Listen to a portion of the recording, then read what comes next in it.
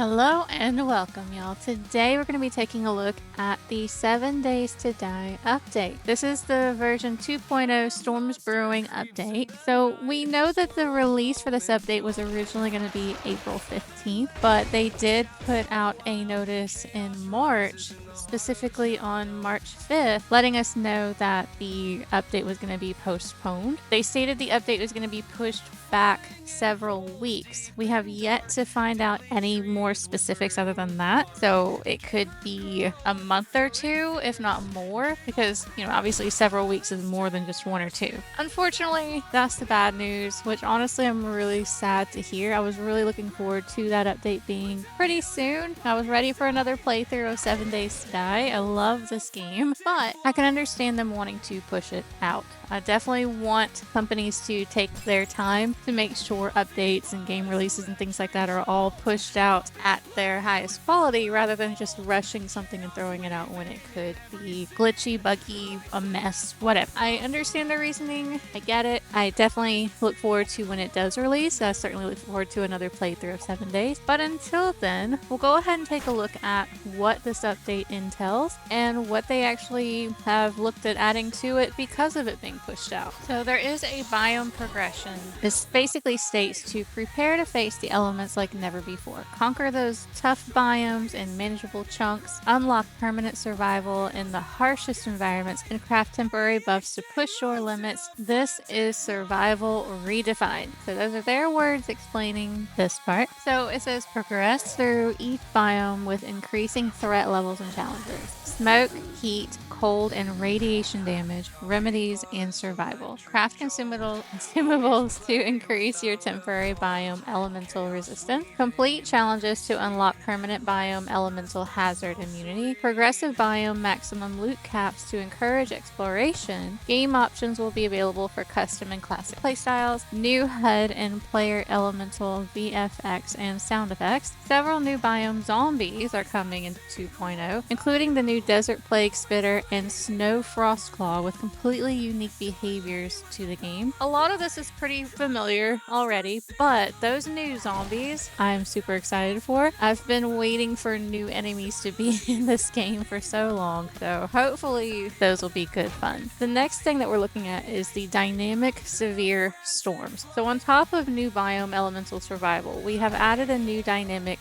severe storm system. Dynamic severe storms force players to take or build shelters. Update 2.0 will feature a unique storm type per biome. Rain and light snow will still exist, but are not hazardous. Perk updates and rebalance. So we've added a brand new general tab, unlocking a whole new level of customization. Plus, we've filled in those empty slots in the attribute list with exciting new perks. All attributes have 10 perks with new and improved perks. Each perk has 5 levels. New mastery perks set for each attribute. Moved some perks to a new general perk tab without attribute requirements. Sledgehammer Saga. We've added a new book series for the Sledgehammer weapon class. That's actually exciting for me and makes me curious because the Sledgehammer is my favorite weapon in the game. Really curious what that's gonna entail. New higher game stage zombies. This is what I'm talking about. The end game for 7 Days to Die to me feels like it's been pretty lacking. So the whole progress from starting all the way up until end game is so much fun and it's so much chaos. But then once you reach that peak, it just kind of feels like there's nothing else there. So this right here really has me excited. So it says get ready for a whole new level of zombie mayhem. Similar to the current green radiated zombies, we have added new higher game stage charged blue and infernal orange zombie archetype groups with new behaviors. So that right there, that's exciting. And it says these new archetypes will intensify the later game experience. Trees and foliage update. A majority of the trees have been optimized to run on the same speed tree shader for performance boost and reduced draw calls on many. The burnt and wasteland trees have been redone with a greatly improved look. We have added new sub-biome foliage system which allows for clearings and thicker foliage. Forest with low growing plants on the perimeter for a much more believable look without sacrificing performance. That to me is pretty awesome. I mean, especially if you're running on lower end computers, a lot of the foliage can be pretty demanding. So I'm excited for one for it all to look better, but 2, for the performance side of it to be better as well. That's actually pretty exciting. I'm pretty happy with that. So it says that we have crawl out zombies. We have added functionality to allow zombies to spawn and crawl out of smaller 1-meter spaces and crawl under tighter areas.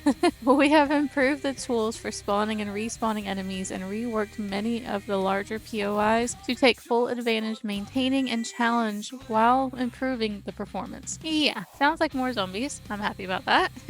Navezgane update. Navezgane has gotten a makeover to work seamlessly with the new biome progression elemental system. Biome boundaries and trader POI positions updated to improve travel time and flow to and from large POI townships. The next one says POIs. The world is expanding. We are aiming for a whopping 50 new points of interest, adding even more depth and variety to your world. We've added a greater variety of POIs for wilderness. We've added more remnants for performance. We've also updated some of our more demanding POIs to perform better. Those sneaky zombies are now using crawl house to surprise you. Watch out. I'm all for it. It says that they have adjusted some things with audio. So we've added meaningful individual footsteps, making the world feel more alive and immersive than ever. Zombie audio for new biome zombies. Clothing and cosmetic options, Twitch drops, and DLCs. Wear what you want for protection, but choose how you cosmetically look with new outfits. We'll be adding some new cosmetic DLC options with Twitch drops to 2.0. Get ready to unlock awesome new content and show off your unique style. I know this is something that may not be very important to some, and that is perfectly fine, but for me personally, I do miss the days in 7 days when you could just wear clothing just for how it looked, so you didn't have to wear stuff specifically for, you know, its stats or armor value or whatever, which, don't get me wrong, I love all of that, but I like being able to choose how my character looks with what they're wearing.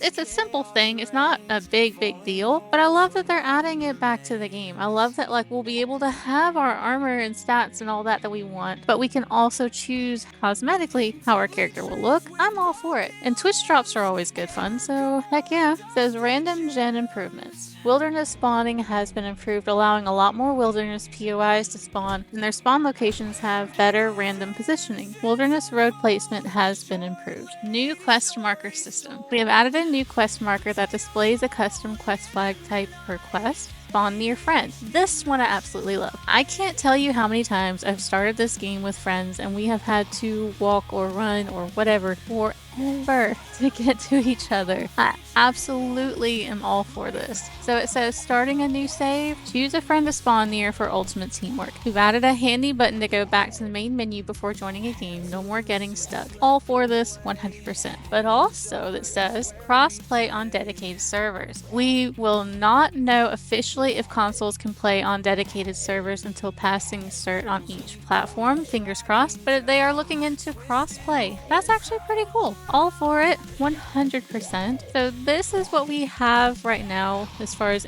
the most recent information for 7 Days to Die. They posted this again on March 5th. They did post on their Twitter page back on April 12th, but it basically was just a link leading to this same information. So there has really been nothing else mentioned.